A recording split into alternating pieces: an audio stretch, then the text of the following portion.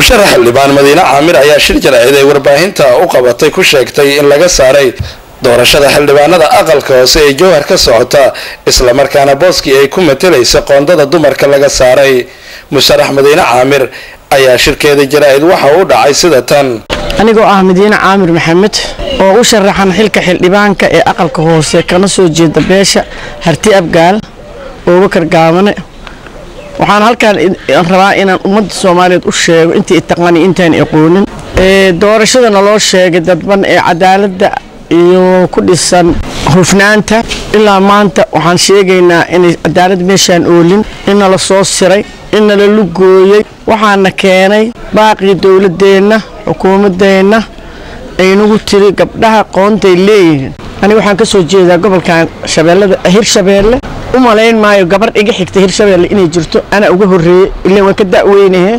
waxaa jirta in la galay doorashadii waxaa jirta in gabdha ay ka soo galeen Hirshabeelle waxaa jirta oday dhaqameedkayga aniga qaraabo hoosanahay inuu meermeeriyay inuu ballanqaad ii sameeyay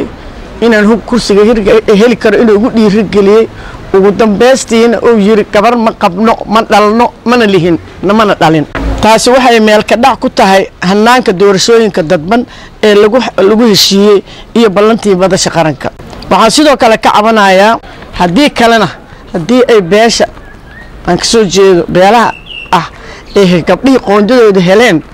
Madiine Caamir Maxamed waxa ay qoondadeeda ku weyn karto alla ii sheego haddaan la ii sheegina waxay ku tusaysaa in awood la ii sheegtay aniga waxaan idin xaqiijinaa hadday doorasho xaq ah jirto in aan 20 haddii ku yimaadeen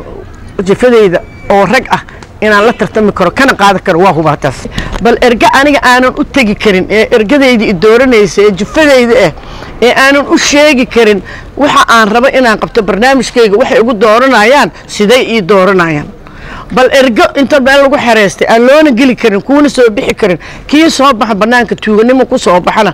uu dadka dhex galaayo leeyahay tanasul ina tanasul ku soo intimidation wax la yiraahdo ku hayaan bal intee lagu arkay ergo haddana campaigner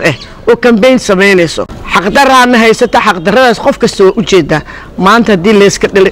inda tirana waxaan u maleynayaa inay u horseedi doonto xumaan inta jifada aan ka soo jeedo inta yimaadaan tanasul lacag ku siinayna kana ku yeelayna sababta aan ugu tanasulaha ninka ila musharaxa maxay tahay ha iga qanciyaan lacag kama rabo waxba kama rabo lacag soo ma doonan jagana soo ma doonan Ismaaciil Cabdulla Sabriye Universal TV Jowhar.